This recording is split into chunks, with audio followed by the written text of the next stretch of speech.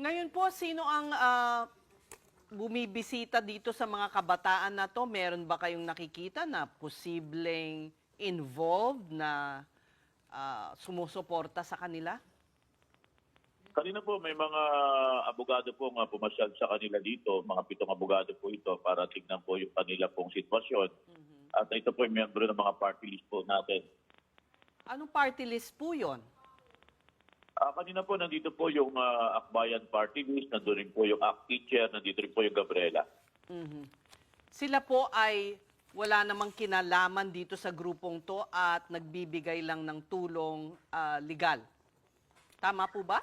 Kasi po sa nakuha nating impormasyon, may mga miyembro po sila doon sa mga nahuli natin. Nakasama sa riot?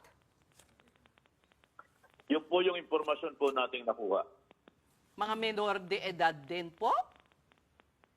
Sa ngayon po, hindi ko lang po ma-qualify kung may mga minor de edad doon. Ang masasabi ko lang po, meron po silang mga miyembro na nahuli din po natin.